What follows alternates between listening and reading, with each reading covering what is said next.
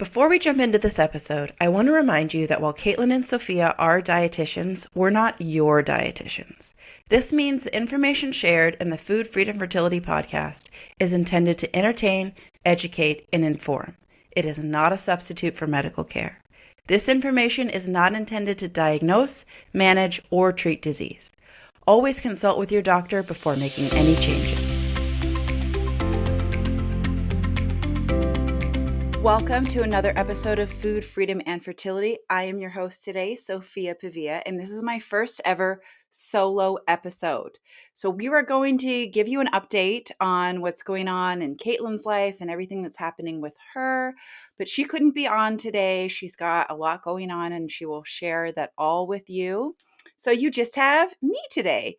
And I, in case you are new to this podcast, am a dietitian specializing in women's hormonal health and fertility, specifically specializing in progesterone production, making sure that you can make adequate progesterone, robust ovulation so that you can get pregnant, stay pregnant, and bring home that healthy baby at long last. And today is going to be a little bit of a dry episode. Me and Caitlin's back and forth play is what makes this podcast so much fun. And since she's not here today, it's just me. But I took a lot of notes because Caitlin usually is the one to rein me in. If you're a new listener, you might not know this, but those of you who are like OGs and have been listening to this for a long time know that Caitlin is the one who's like much more concise, stays on topic, gets to the point. And I'm the one that probably has undiagnosed ADHD. And so I made really detailed notes today. So you're going to see me looking at my notes while we go through this episode so that I can stay on topic and can give you the vital information that you're looking for, because today's topic is something we have not covered before, and that is nutrition for heavy periods. If you are somebody who bleeds a lot when you're on your period, or this is also going to work for you if we are postpartum. You lose a lot of blood postpartum. You especially lose a lot of blood if you have a surgical birth. So that's also called a cesarean section, a C-section. You lose almost double what you would lose in a vaginal birth. If you have had a miscarriage and you bled a lot, if you have had a surgery where you lost a lot of blood, heck, I don't know, maybe you were in like a car accident and lost a lot of blood, and you want to get your blood stores back up before you try to get pregnant again, or while you're trying to get pregnant, these tips and tricks in nutritional information works for all of that. But most of you, the situation that you're going to find yourself in is heavy bleeding. So if you are somebody that bleeds a lot when you're on your period, this episode is for you. But really, it's good for anyone. Anyone who has a period, this is good information for you because you are going to be losing blood regardless. So let's dive right in and talk about, first of all, what is considered heavy bleeding. Heavy bleeding, there isn't like an exact measurement, right? Like we're not putting little bottles under women's vaginas and measuring everything that comes out and then looking at a million women and seeing like what's normal or what's the healthiest amount of blood to lose. It's pretty subjective. But where I draw the line is if you are saturating a pad or tampon in less than 2 hours, I would consider that heavy bleeding. If you have to empty out your menstrual cup more than 3 times a day, I would consider that heavy bleeding. And because this is pretty broad information that I'm giving here, this is like general good nutrition for anyone who bleeds. It's not really that risky if you maybe label yourself as heavy bleeding and maybe you're not quite in that category. This is pretty much good for everyone who bleeds, but it's especially important for those of you that are saturating a pad or tampon quicker than every 2 hours. If you wake up in the night and your bed is soaked in blood, if you're having to empty out your Diva cup many times a day, you have heavy bleeding, and this is very important for you. And even if that maybe isn't you, but you've been diagnosed as having low iron, iron deficiency anemia, low hemoglobin, low hematocrit, and your doctor is concerned that your iron levels are low, or you're having things like cold hands and feet, muscle cramps, paleness, fatigue, these nutrition tips are for you. So that's who this episode is for. Let's get into nutrition for heavy periods. Hey, Food Freedom and Fertility family. It's Sophia introducing Fertility Cloud. High treatment costs can be daunting, but here's some good news. 80% of Fertility Cloud patients have gotten pregnant for under $2,000 after just 5 months of treatment. Starting your family doesn't need to come with a huge price tag. Fertility Cloud virtual consultations mean you can talk to them from the comfort of your couch. They create personalized plans for men and women, whether it's ovarian stimulation with Clomid or Letrozole, Ovidrel trigger shots, guidance on male fertility, or even weight management support with medication. As a special for Food Freedom and Fertility listeners, get $50 off your initial medical doctor consultation. With meds delivered in just a day or two, unlimited support for your questions, and free follow-ups when needed, they're here to make your path to parenthood smoother and more affordable. Ready to start? Visit myfertilitycloud.com and enter Food Freedom, one word, at checkout. So, typical reasons somebody would have a heavy period. Number one, fibroids. Fibroids are a non-cancerous, a benign growth in the muscle tissue of your uterus. They can happen in many different places around the uterus. Some are more in the endometrium, some are in the myometrium, some are totally serosal and they're outside of the uterus and or even precundulated, which means that they're just sort of like on a little stalk and like a ball hanging off to the side of the uterus. All of these can cause heavy bleeding. I myself have a frenemy.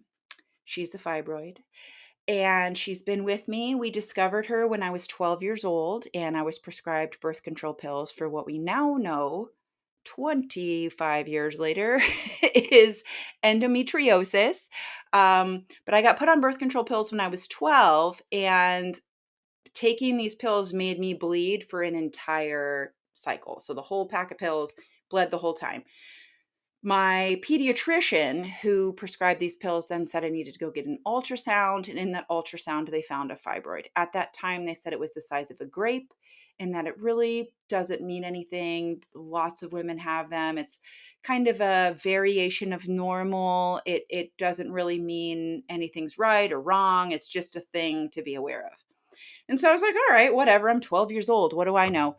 So off I go into life. I don't think about this fibroid really ever again until I'm pregnant with my first baby and end up having complications due to the fibroid. And if you want to hear that story, you can go to the birth story of my first baby, but I won't tell the whole story here. But fibroids, that's something that I live with. And the fibroid that I have likely caused my most recent pregnancy loss, which is a real bummer. And that's why I call her my frenemy, because she took one of my kids from me, that jerk. But, pregnancy loss, we can't always attribute it to something. And people have ectopic pregnancies that don't have fibroids. So I don't know that I fully believe that, but I'm not here to process my trauma about the pregnancy loss. I'm just here to tell you that if you've been diagnosed with uterine fibroids, you likely have heavy bleeding. Another reason for heavy bleeding is endometrial hyperplasia. This is most common in women with PCOS because we have that thickened ovary wall, that ovarian sort of wrapper that goes around your ovary gets thickened by excess insulin and testosterone, and it makes it to where an egg can't quite pop out and ovulate. You end up with multiple cysts around the ovary, an enlarged ovary, and because of that, you're likely not having periods at regular intervals. Your body is increasing estrogen, follicle stimulating hormone, and luteinizing hormone again and again and again in multiple attempts to ovulate. The side effect of that is that your uterine lining is getting thickened and thickened and thickened each time that happens without a hefty dose of progesterone from actual ovulation to then fluff up, lighten up that endometrial lining. So you can end up with a situation called endometrial hyperplasia, which is Latin doctor speak for thick uterus lining. And when you actually go on to have a period, if you've had a 100-day cycle, 150-day cycle, it's going to be a doozy. And so you may be bleeding quite a bit during that time. And because of that, once you start ovulating again more frequently with PCOS, you can find that your periods are really heavy for the first little while. And this episode is geared towards helping you address that with nutrition. Low progesterone levels. If you have chronic low progesterone, which would be the case with endometrial hyperplasia because you aren't ovulating regularly, or even with women who are ovulating regularly, they may be over exercising, under eating, overly stressed, not resting enough, or have some low grade infection, inflammation. There's all kinds of reasons progesterone can be low. Having high estrogen when you ovulate and then low progesterone after you ovulate contributes to heavy, painful periods. So, if that's you, this applies to you. Endometriosis and adenomyosis. Those are endometrial like lesions that are growing either inside the muscle wall of the uterus or outside of the uterus, and they cause heavy bleeding when you actually have your period and can cause a lot of other issues as well. But if you've been diagnosed with one of those things, that's a likely reason that you might be having heavy bleeding. Blood clotting disorders is another one. So this is like antiphospholipid syndrome, D-dimer, von Willebrand's disease, hemophilia. I mean, I don't really know anybody outside the Russian royal family who's dealing with that, but perhaps that is in your family. I'm sure there's like varying degrees of this. But if you have a blood clotting disorder and you don't know it, it might be contributing to your heavy bleeding. Or if you have a blood clotting disorder and you do know it, could still be causing heavy bleeding. Next is thyroid dysfunction. So your uterus and ovaries actually have receptors for thyroid hormone. So if your thyroid is making too little hormone or too much, it can contribute to heavy bleeding.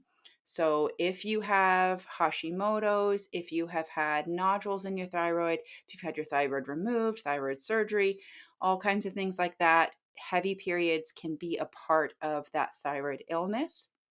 And another reason for heavy bleeding that you might not know about that is the easiest to treat is over exercising while menstruating. I'm guilty of this myself. And I know that sometimes it's like, well, what am I supposed to do? You know, I paid for this marathon and I trained for it, or this half marathon or whatever, or this jujitsu competition, or this, I don't know, whatever thing that you're going to do, hiking this mountain on this day, and here comes your period, you may notice a lot more bleeding if you are overly active on your period. Not everybody's body responds this way. Some women go the other way, and when they're really active on their period, their bleeding gets a lot less because your body's like, whoa, maybe I should hold back on this. But too often it causes heavy bleeding. So it shouldn't be a surprise. The biggest concern, nutrition for heavy periods, is blood loss. That's the biggest issue. And yes, there is iron in your blood, but blood isn't just iron. When you lose blood, yes, you're losing iron. That is a big part of blood, and it's one of the biggest places that our body uses blood. So it's the first thing that comes to mind when you think of heavy bleeding, but that's actually not the majority of the volume of the blood that you lose. More than anything, you are losing fluid and protein. Your blood is primarily made of fluid and protein. So those are the two biggest immediate needs when you are building back your blood. And there's also glucose, right? Blood sugar. If you're losing blood, you're losing blood sugar, as well as other minerals, calcium, magnesium, potassium, sodium. These are all inside your blood as well. And when you lose blood, you lose these minerals. We just don't always think about them because your body has other places to store these things, right? So, protein, our muscles are made of protein. So, if we lose blood, we can pull from our muscle mass to make more. If we lose glucose, we have glycogen in our livers to help raise our blood sugar. If we lose minerals, we have lots of them in our bones. Our body can break down bone and put those minerals back into our bloodstream. Iron, we don't really have a big storage of iron somewhere in our body unless we count our muscles and living tissues. So that is probably why that comes to mind first when we talk about blood loss, but really protein and fluid are the two biggest things to think about. And I'm going to go through sort of how to support your body when you're losing blood or when you're preparing to lose blood. Like, I don't know, maybe you have the same cycle every 26 days and you know you're about to lose a bunch of blood this cycle if you're not pregnant. So you get ready for that. That's what I'm advocating for in this episode. We are going to talk first about food. This is a dietitian run podcast, so it's really not a surprise. Food first. Then we're going to talk about supplements that can help you if you're losing a lot of blood. Then we can talk about medications to consider. Again, I'm not a pharmacist or a doctor. I'm just going to talk about some things I've researched and learned. And lastly, we're going to talk about lifestyle considerations. So as we dive into that, first, let's hear from our sponsor. Hey, friends, we're taking a break from this episode so I can share with you a little more about one of our sponsors, Fullwell. Fullwell is a reproductive health company offering superior nutritional supplements that are made without compromise to support women and men throughout their reproductive journey. I have taken Fullwell's prenatals, their fish oil, and have literally tried every product they've released, and I stand behind this recommendation with my whole heart. One of my favorite things to recommend to clients is their Fertility Trio. This includes their egg and sperm quality supplement, their women's prenatal, and fish oil. This helps proactively support you getting ready to conceive. This trio includes things like CoQ10, ashwagandha, and NAC. It makes me think of a life vest. You don't want to go into pregnancy without these foundational supports. And if you've been struggling while trying to conceive, this is the time to upgrade your prenatal fertility game and check out Fullwell. Use code FFF20 today to get 20% off your first order. Let's talk about food first. All right, I'm going to start with iron because that's the most common thing that comes to mind when we're talking about blood loss. Our bodies have a really cool system where our absorption of iron is mediated by your body's need for iron. This is why you can eat red meat like every day and not get hemochromatosis, which is where you have way too much iron in your blood.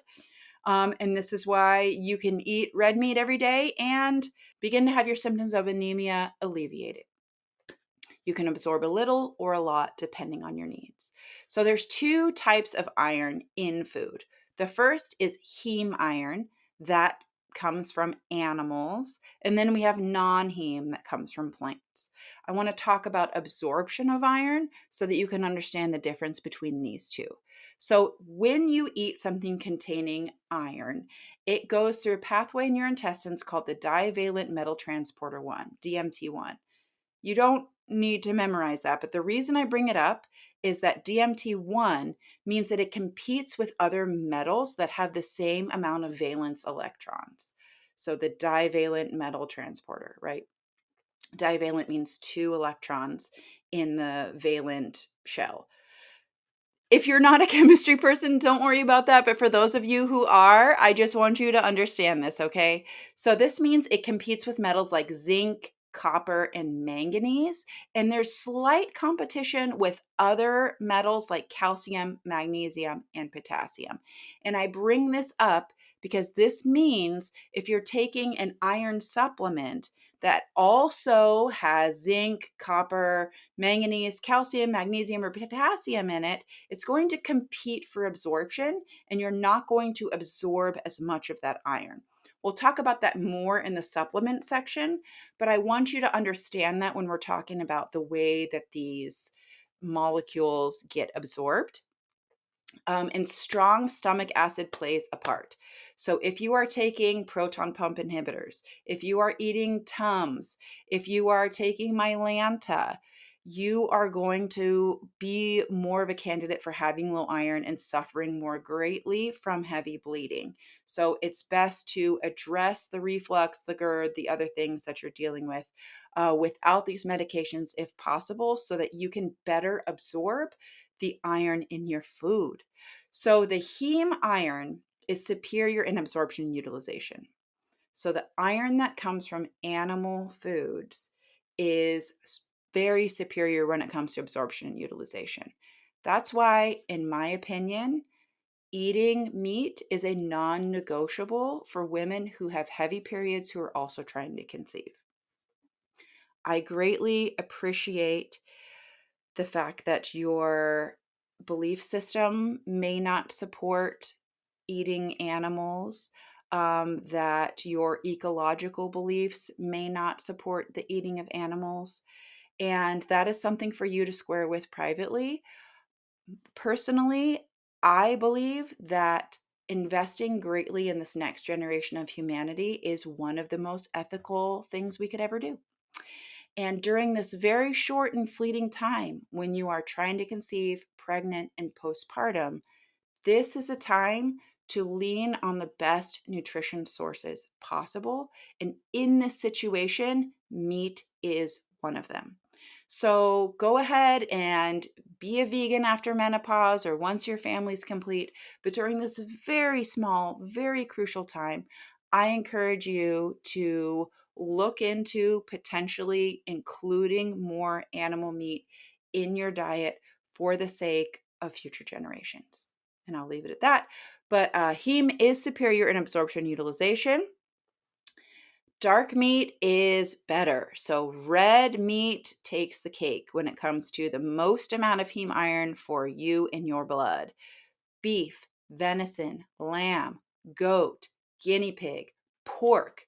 People often think pork is a red meat, but pork is a mammal, 4 feet, red meat. That's what I always say. So you want to be eating these foods frequently. Also high in iron, poultry, especially going for that dark meat on your turkey, chicken, and duck.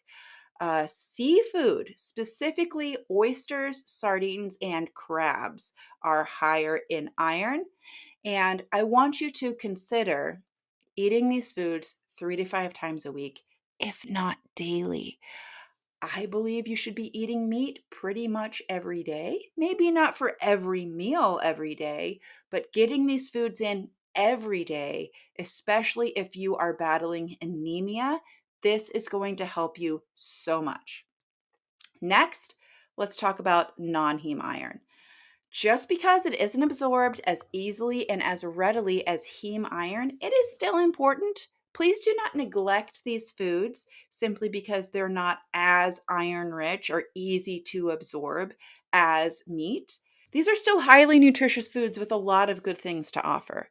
So, if you are working on maintaining a good blood supply, maintaining adequate iron, you want to be eating a lot of these foods too. So, still important are your leafy greens. If you haven't heard us say it 1,000 times, then this must be your first episode listening to. Leafy greens are where it's at. Beans, specifically lentils, kidney beans, black beans, split peas, those are the higher iron foods when it comes to plant foods. Seeds and nuts are pretty good. Pumpkin seeds are towards the top. Eggs, I guess that's still an animal food, but it isn't meat, and a lot of vegetarians will eat eggs. So eggs are higher in iron than other foods.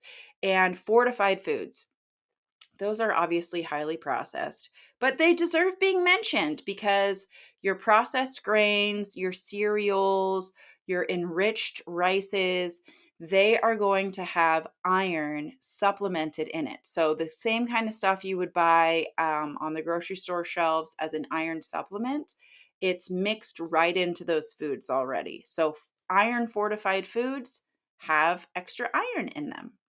And even though it isn't heme iron, it still counts. It still helps your body. So you should not be avoiding these foods. So those are the big iron sources. Next, I want to talk about cofactors because there are two things that help your body absorb iron and help your body make blood, and that's vitamin C and omega 3s. So, vitamin C, you're going to find that in raw, fresh fruits and vegetables. That's your highest sources of vitamin C. Citrus, peppers, berries, pretty much all fresh fruits and vegetables are going to have a good amount of vitamin C in them. And the fresher they are, so let's say like a tomato grown in your own garden, that's going to have much more vitamin C than a cooked can of tomato sauce or even the tomatoes you might find on the grocery store shelves. So, fresh and in season, that's where you're going to find the most vitamin C. I'm not saying you won't get any from cooked foods, you absolutely will, but you're going to find the most vitamin C in raw peppers, berries, citrus fruits, kiwis. These have lots of vitamin C's. And believe it or not, the spicier the pepper, the more vitamin C it has. Like a raw cayenne pepper, boy howdy. I don't know who's eating those, but maybe let's say you're making like a salsa, okay? That's going to have so much crazy amounts of vitamin C in it. I won't be able to eat it because I'm a total gringo when it comes to spicy food and I'm a weenie and a half. But you'd have a lot of vitamin C. So there are a lot of different foods you can eat. Going for the raw versus cooked when you are trying to build back your blood supply because that's what's going to have the most vitamin C. The second cofactor that you may not have considered is omega-3 fatty acids. That helps your body use the iron that you eat. And you're going to find the most omega-3s in food in fatty cold water fish. So this are like sardines, salmon, cod, pollock, also in your shellfish, oysters, clams, scallops. Grass fed meat has a bit of omega 3s in it, though it can't really hold a candle to the cold water fish, as well as pasture raised poultry and eggs. That is going to have some omega 3 in it as well, but again, not nearly as much as what you would find in cold water fish. So, that is iron absorption and cofactors. We're going to hear from another sponsor, and then I'm going to talk to you about the other components of building your blood if you bleed a lot during your period. We are going to take a break from this episode and chat a little bit about one of our sponsors. Truth be told, when we were contacted by Fond to see if they could sponsor our Food Freedom Fertility podcast, it kind of was like one of those dream come true sponsorships. Let me explain why. There are very few foundational foods that cover broad nutrient needs for fertility, gut health, and baby's brain development like Fond is. And not only do they create these foundational foods, they kind of exceed in every category that I can think of what we want to put into our bodies. They're the only verified regenerative through land to market bone broth, tallow, and lard on the market. Unparalleled animal sourcing, all pasture raised or 100% grass fed and finished cattle. All the herbs and vegetables that are in the blends and the seasonings of these broths and lard are exclusively organic. Nothing is packaged in plastic. The entire packaging process is plastic free from kitchen to their shipping materials. When I think about this regenerative fat line that they've just introduced to the market, I use it in so many different ways. I've used their pork lard that's flavored with cinnamon and vanilla when I've been sauteing apples to put in my children's oatmeal. I've used their regenerative beef tallow that's flavored with chili and garlic as I've sauteed meat that's going to go into a slow cooked pho style dish. And then I've used their broth within that dish itself.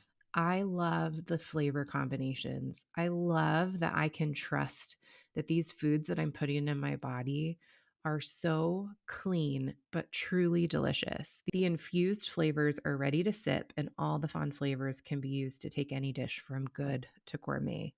I've been using these for the last 4 or 5 months every single day and have seen a huge difference in my own health. And I know this is our fertility podcast, but we started taking on Fond as a sponsor at the same exact time that my dad got diagnosed with esophageal cancer.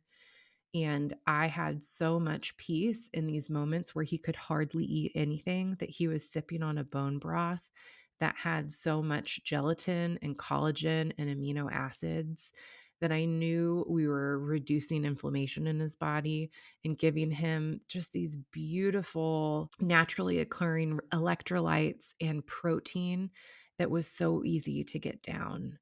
This is one of my most favorite products I've ever used in my kitchen, and I am so proud that we get to partner with Fond. Fond has generously given us a coupon code for their website where you can receive 10% off. So that's FFF10. Or if you click on the link in our show notes, it actually brings you to a landing page where the discount is baked right in, and some of Sophia's and my favorite products are hanging out on that page for you to peruse. Please give this brand a try. Please support them. If you haven't listened to our episode, you are just gonna scream at how incredible this brand is and what they've come through, supporting a woman founded business that has your health and our planet's best interest at heart. It's something that I can't be more proud that we get to partner with, and they sponsor you getting this free fertility information straight to your phone every single week. Now back to our episode. The next extremely important nutrient for maintaining a healthy blood volume and caring for yourself and your fertility while you are trying to get pregnant, no surprise here on the Food Freedom Fertility Podcast, is protein. Hello. We talk about it in every episode. If you are not eating protein like it's your part-time job at this point, then you need to listen to some more of our episodes, okay? Protein is the largest dry component of blood. Obviously, blood is mostly water, but if we were to dehydrate it and separate it into all its different little bits, you would see that protein is what makes up the most of your blood by dry volume. So I want you to kind of think about this, that high iron foods are also high protein foods, right? Meat, fish, poultry, beans, dairy, eggs, nuts, seeds. This is where you're going to find your iron. This is where you're going to find your protein. When you are a heavy bleeder, I recommend that all cycle long, you eat 120 grams of protein per day.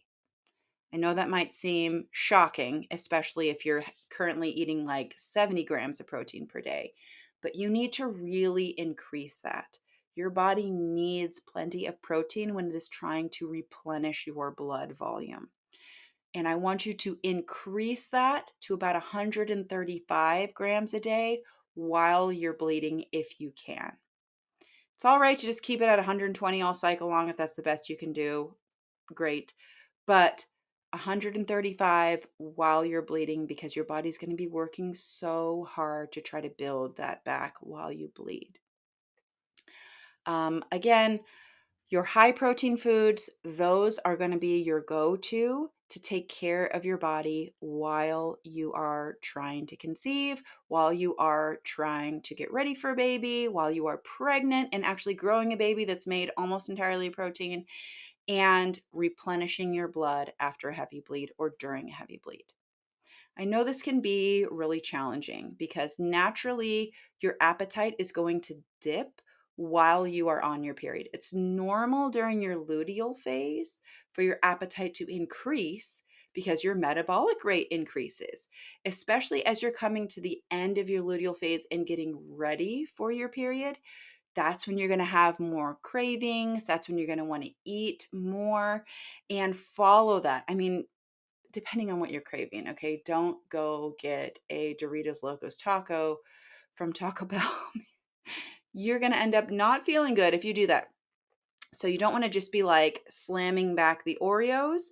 You want to still be taking care of yourself and eating balanced meals. But it's normal to be more hungry during that time. And it's normal to have a dip in your appetite as you start to bleed. So that first day or two of your period, you might notice you're really not having that much of an appetite. And that's all right. That's why we are going to work on nutrition for heavy bleeding all cycle long. Because lo and behold, cycles are what? Cyclical. So we know when the next one is coming. We know that at the end of that ovulation is either going to come a pregnancy or a period. We can plan for this. And I want you to plan for your heavy bleeding if you are somebody who bleeds heavily by eating a lot of meat, fish, poultry, beans, dairy, eggs, nuts, and seeds at every meal every day. Pick one thing from that list, and every time you're popping food in your mouth, make sure at least one of those things is included. So, you want some potato chips? That's great. Have some bean dip with them. You want some crackers? Put some cheese on those crackers. You want to have some candy? That's fine. Have some nuts alongside that candy. I want you to be eating the food that you want to eat, but pairing it alongside something that's going to increase your overall daily consumption of protein. And I use those examples because those are obviously not like fertility, powerhouse, health foods, but they are foods that we often want to eat. And we can think, well, I'll worry about my fertility tomorrow. For now, I'm eating some candy corn. And that is fine if you like to eat candy corn. Just maybe put like a handful of peanuts in there too and have some like candy corn, peanut trail mix kind of deal. I want you to be always including protein every time you eat. That is going to help you keep your blood stores up and your blood sugar stable, which we're going to get to in a minute. Next is minerals and hydration, because we talked about how protein is the largest component of blood by dry volume. Well, what about by regular volume?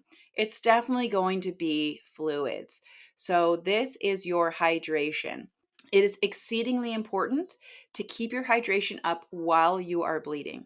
Your body is working to keep your blood volume high by supplementing your blood volume by the fluids that you're actually drinking. You want to be drinking about 100 to 120 fluid ounces, which is 3 liters for those of you that don't live in America, every day, whether you're bleeding or not, leaning towards that 120 when you are bleeding.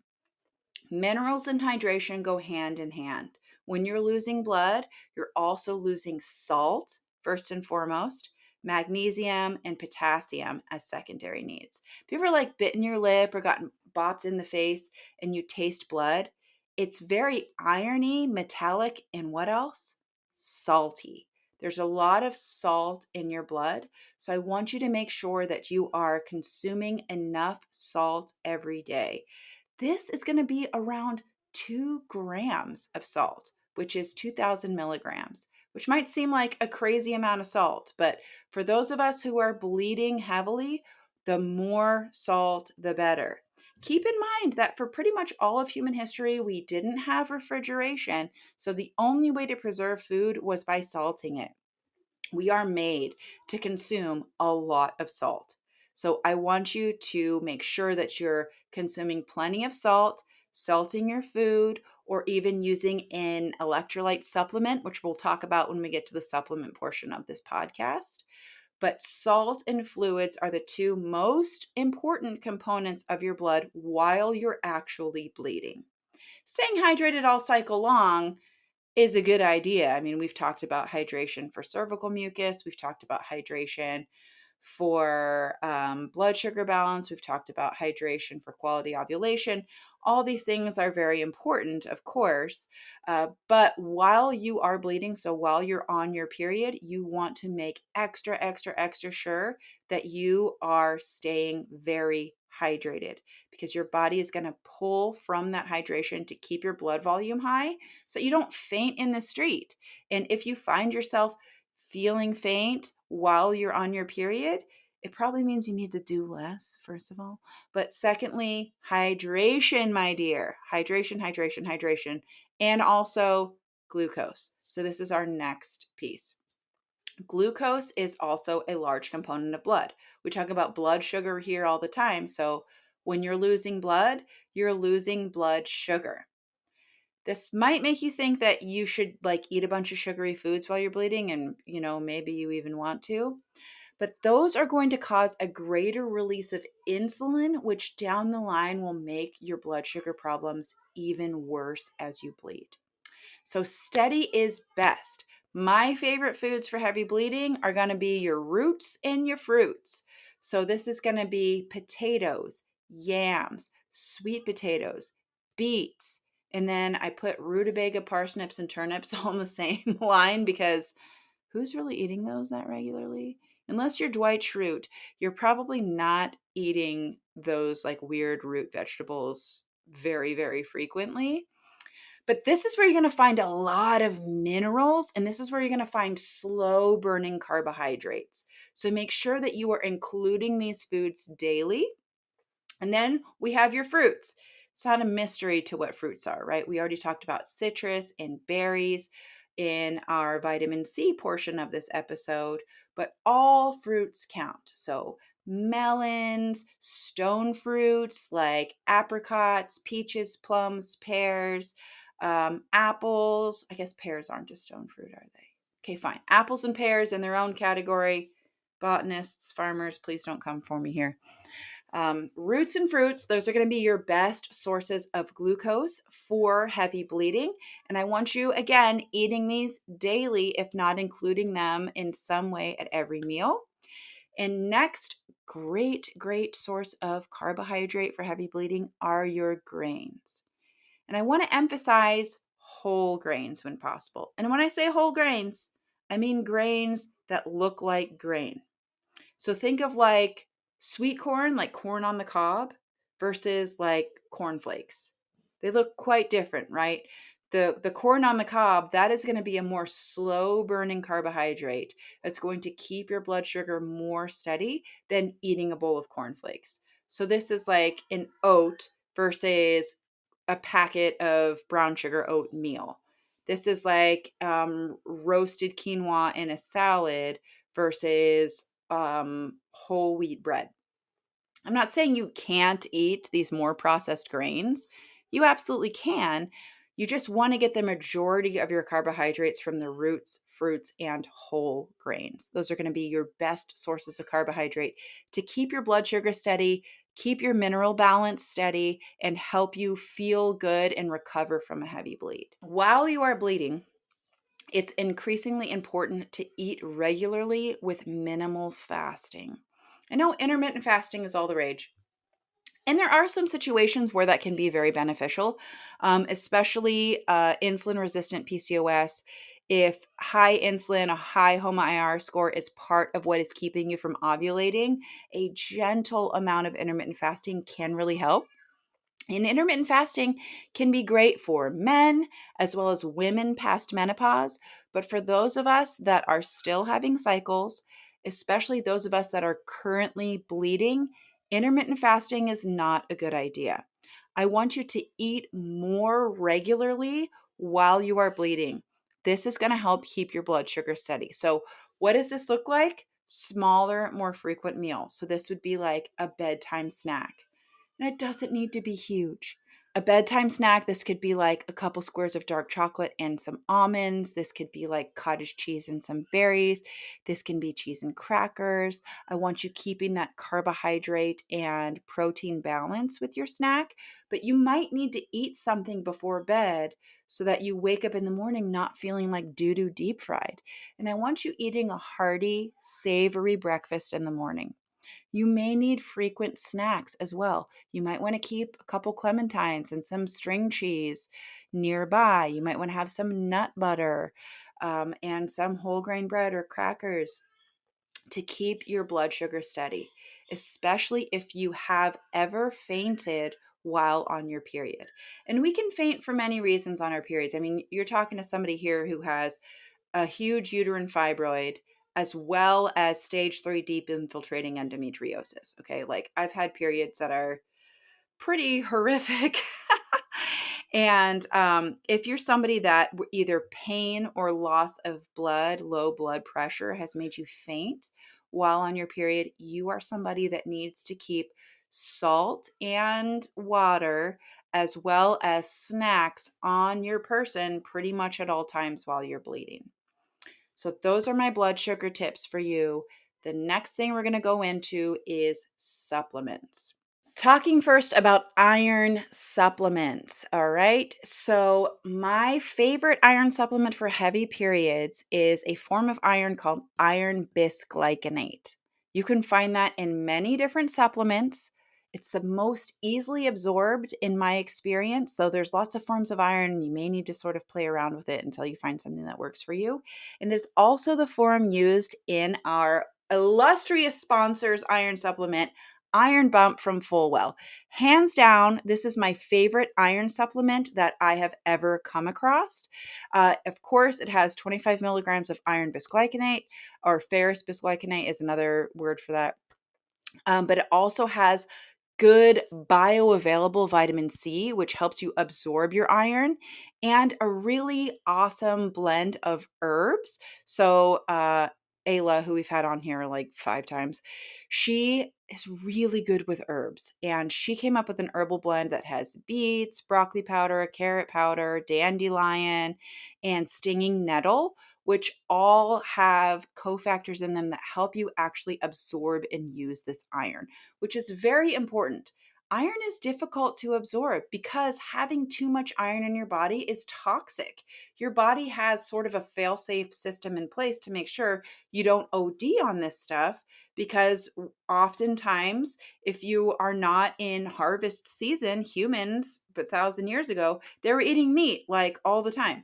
So if you didn't have a system in place that kept you from being able to absorb a lot of iron, you would end up dead. Anyway, Fullwell put together a really awesome iron supplement, and I can't speak of it more highly. It is almost exclusively the only iron supplement I recommend. I would say it's definitely my first line iron supplement that I recommend, though there are a few others I go to, like Hemoplex or Floridex, or Needed also has an iron supplement.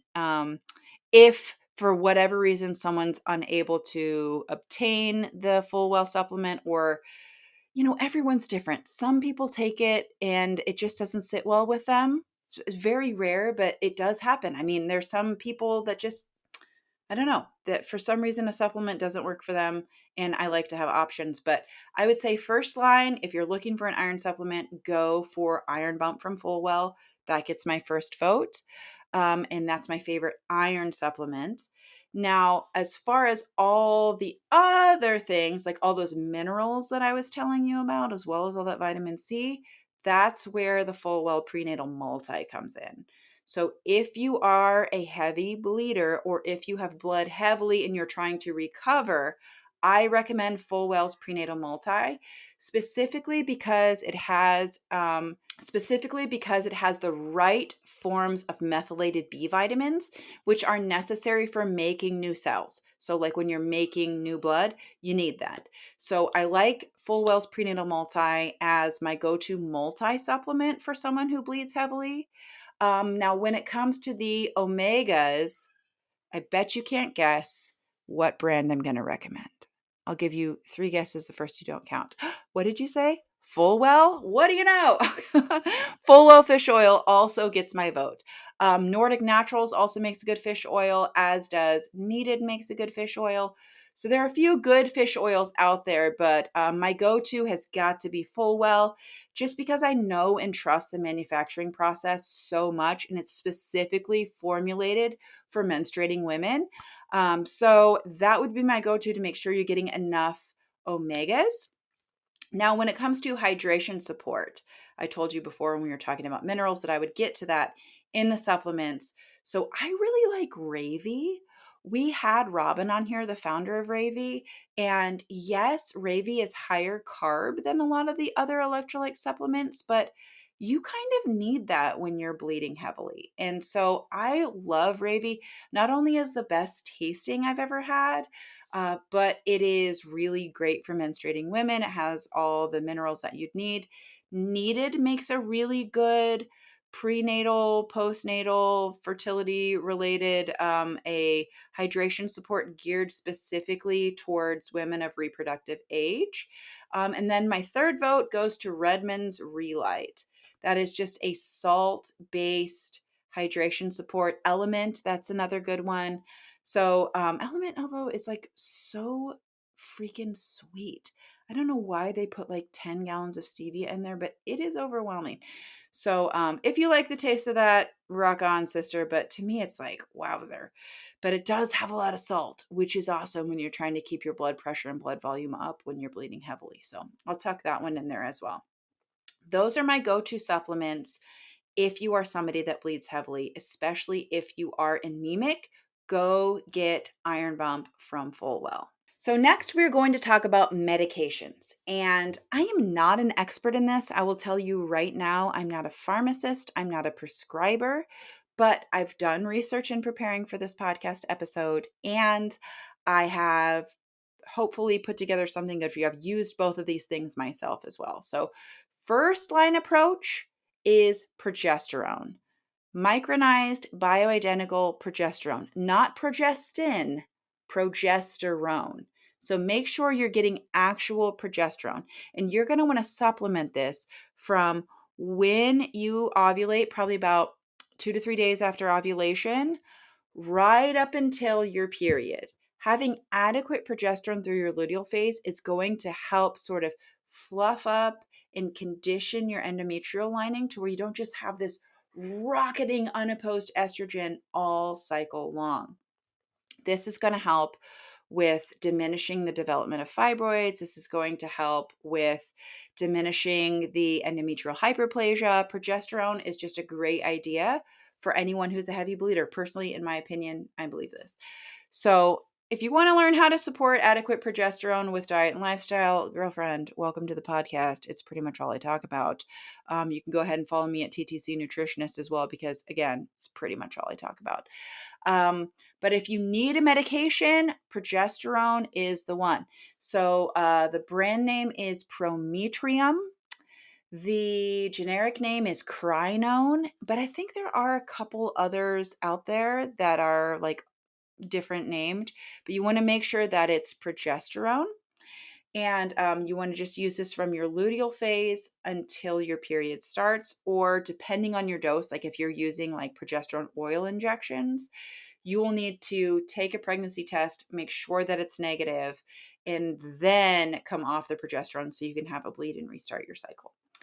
The other option with supplementing progesterone, and this needs to be done with the supervision of a physician, is in preventing ovulation and preventing a cycle at all. And you just go on progesterone and stay on it for many, many weeks. This is something that isn't used all that frequently, but it can be a great tool if you've had really heavy bleeding and your body needs to recover from that before having like another period.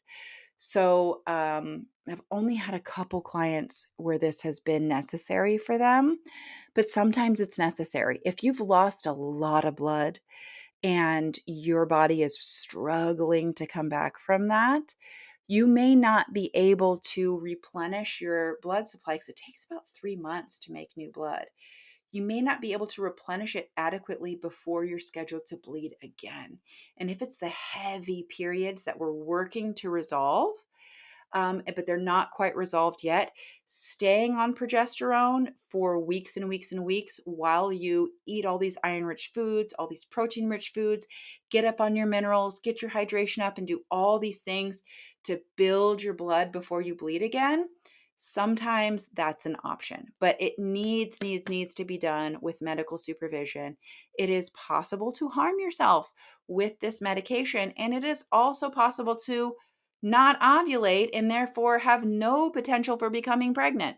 So you don't want to be doing that just for kicks and giggles.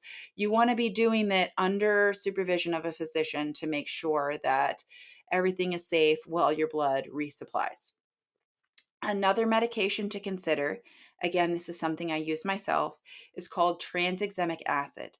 I first learned about this actually from my husband, his combat field experience where some people he was working with and deployed with, friends of his, were shot or injured and were bleeding profusely. They give this medication called tranexamic acid, which works by inhibiting the breakdown of clots.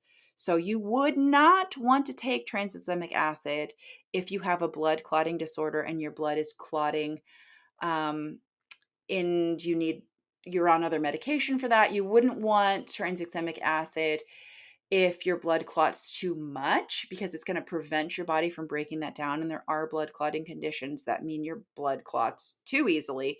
But it can be so helpful, and you just take it on the days of heavy bleeding. You take it every couple hours, and it really reduces the amount of blood volume that you lose. So that can be really helpful as you are trying to conceive, so that you're not losing so much blood that it's inhibiting your ability to get pregnant, or that then you don't enter pregnancy in an already very depleted state. So, tranexamic acid is another medication to talk with your doctor about because it might be a good option for you.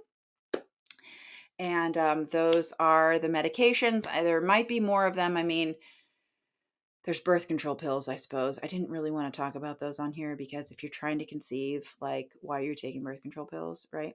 It's not going to help you. And I have such a complicated relationship with oral hormonal contraceptives as well as medical devices that have hormonal contraceptives because they're given out to women without any education on the risks. And if you experience one of the risks of this medication, you're often blamed. So I don't really love these meds. I realize they have their time and place. I've used them at times. Perhaps you're using them now. I don't want you to feel bad about that. But I'm also not really wanting to say, like, hey, here's an option if you're trying to conceive, because it has risks and it depletes you nutritionally. And I just don't really like these medications, but they are an option if you aren't trying to conceive and you're trying to heal from extreme blood loss. So there you go. There, okay, we're going to take our last break and then we're going to come back and talk about lifestyle. And then I will give you my own personal, yeah, girl. Hey, it's me again, Sophia Pavia, registered dietitian nutritionist specializing in women's health, fertility, and optimal progesterone production. And I'm interrupting an episode of my own podcast to tell you about my online course called Ovulation Unlocked. So, if you've been listening to our podcast episodes, you've probably heard a lot of things about basal body temperature, cervical mucus, cervical position, and tracking your fertility. Well, I have designed a 90-minute self-paced online course, which I titled Ovulation Unlocked, that puts all of that together and teaches you how to be the expert on your own fertility from home. This course is designed to put you in the driver's seat of your own fertility, not only so you can know what's going on with your body on any given day, but so that if you need medical help, you can show up to the appointment informed and ready to communicate. Too frequently, us women show up to our doctor's appointments and just say something like, I want to have a baby. And the doctor looks at you and says, good for you. Stop using birth control, start taking a prenatal, come back in a year if you're not pregnant. And that's all we get. However, Ovulation Unlocked puts you in the driver's seat, puts you in control of your fertility to where if you need help, you can show up to that appointment informed and ready to communicate your needs. So if you want to become the expert on your own body and your own fertility, head on over to my Instagram bio and tap the Ovulation Unlocked link today. Now let's talk about lifestyle modifications for heavy bleeding. Now, one of my favorite things, something that I believe in fully, something that besides the good Lord himself has saved me from going into shock, perhaps even saved my life more than once, is building a big muscle mass. I know some of you are like, oh, I don't want to get bulky, and that's fine. But you need to be lifting big weights and building big muscles. Your quads, your hamstrings, your glutes, your biceps, your triceps, your chest, your back, your big muscles. Build these big muscles, not just because you need great bone density, because you're going to have to be friggin' hoisting these kids all over Kingdom Come once they're born, or because you're going to have to be actually carrying this pregnancy. Side note, Caitlin and I have both experienced it's all fun and good to date and flirt with the hot, tall guy, the big, muscly guy, until it becomes time to carry his 40-pound toddler or his big, giant baby in your uterus. And then you're like, damn, that guy's big. This is a bummer. And you need big muscle mass in order to do that. But you also need big muscle mass because muscle contains something called myoglobin. Myoglobin is the iron storage of the muscle. So when we talk about heme iron, like when I was talking about eating beef, eating lamb, eating goat, eating venison, eating chicken, eating meat, we're eating the muscles of other animals. We're eating their myoglobin, which our bodies can turn to hemoglobin. We're eating that heme iron. And you have that stored within your muscle mass. So the more muscle mass you have, the more resistant to shock you will have if you lose blood. Blood loss is an inevitability when it comes to birth. And personally, I had a postpartum hemorrhage after my second baby. You can go back and listen to her birth story, but it was sort of a circumstance of the position I was in when she was born, as well as her very short umbilical cord, as well as this big frenemy fibroid that I've been dealing with. That came together to create a perfect storm where I hemorrhaged after I birthed her. But I did not go into shock. And you want to know why? Muscle mass and good nutrition.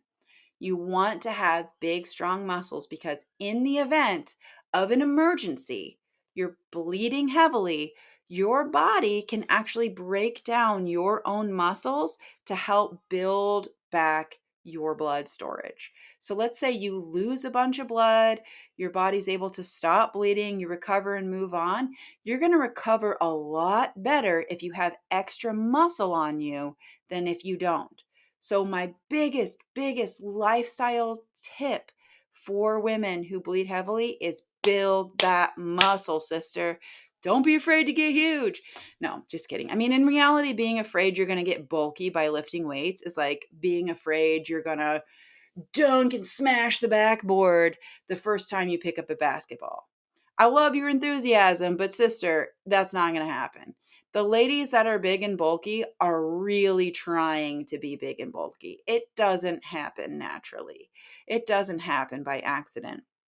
You squatting with 40 pounds on your back is not going to make you big and bulky. Okay. Don't worry about that. You squatting with 400 pounds on your back, maybe then. But even then, I've squatted almost 300 pounds myself. And would you consider me to be big and bulky? Not really. So, muscle, muscle, muscle. This is where your body stores myoglobin. This is where your body stores fluid. This is where your body stores protein. Muscles, my sister. You want to grow those muscles. So, ladies who bleed heavily, I need you in the gym lifting weights at least 3 days a week. Build those muscles. All right. And I guess I shouldn't say in the gym. You could be in your garage. You could be outside. You could be doing push ups and squats and pull ups and lunges in your own home, holding a friggin' gallon of water. I don't know, holding your toddler if you already have a kid. There's a lot that you can do to build muscle that doesn't involve having to pay for gym membership if that's not in the cards for you right now. Muscle is wet, so it's high water volume and it's full of protein. I'll say it again. This is your biggest protector when you are bleeding heavily, your muscle mass. If I didn't have the muscle mass that I have, I would have probably gone into shock and needed a blood transfusion after my postpartum hemorrhage. If I didn't have the muscle mass that I have, I likely would have gone into shock and needed a blood transfusion with my ectopic pregnancy. But because I lift and eat well, I was able to avoid those things twice. And so I am living proof that this works. Go lift weights with the caveat of when you're actually bleeding. I do not want you lifting heavy. I don't want you going on several miles worth of hikes with gear on your back. I don't want you going on a long distance run. I don't want you doing sprint intervals or anything like that while you are bleeding, especially the first 3 days of your cycle. That is the time to slow way down. You don't need to be on bed rest necessarily. In fact, that might actually work against you. But going on a light walk, doing a little yin yoga 15-minute video, stretching, breathing, doing a few mobility exercises, doing your gentle activities of daily life, that's as far as you should take it. I don't want you exercising excessively or even much at all while you're bleeding. which brings me to my last and final point, which is plan ahead. Yes, we can randomly have a heavy period out of anywhere. This can happen to anyone at any time. But most of us that have heavy periods, dude, we know we have heavy periods. Go through the grocery store and we look at those Light Days tampons and we're like, what is that, a Q-tip? Who buys those? Like those of us that know we bleed heavily, we need to plan for this. So look at your tracking app, look at your calendar. When's your period coming? Don't sign up for a race that weekend. Don't sign up for some big hike somewhere. It's okay to postpone things, to cancel plans, to slow down and take care of yourself during this vulnerable time. We're talking about 3 days out of every month. And maybe if that's not even possible, the first 2 days of your cycle, let's say that. If you can't slow down for 2 days per cycle, you need to take a serious look at your life and figure out how to reprioritize things because this is a necessity for you. Plan ahead, eat all these foods, take care of yourself, hydrate with minerals, iron, protein, all these things while you are ovulating, while you're in your luteal phase, all the time leading up to your period, and be ready to rest during those heavy bleeding days. This is necessary. This is important. Have some freezer meals stocked. Have some electrolyte drink already ordered. Have your favorite water bottle loaded up. Be ready for this. It's a cycle. We know when your period is coming if you're not pregnant this cycle. So be ready. Take care of yourself all cycle long. And that's what I have to preach to you about this week. Lastly, we'll talk about our yeah girl, which feels really weird to do because it's just me here by myself. My yeah girl is that this week started the next edition of the Pro Luteal Lab. So I have a bunch of group coaching clients lined up, and I'm really looking forward to having our first meeting together on Monday. So that's my yeah girl is I get to see a bunch of new faces and meet a bunch of new ladies and hold their hands as they get ready to have their miracle pregnancies. This is the best job in the world. I can't wait. I'm so pumped. So that is my yeah girl. And there concludes another episode of Food Freedom Fertility. Thank you for listening. If you loved this episode or liked it even a little, please rate, review, subscribe. It helps other people find us, and we will catch you in the next episode.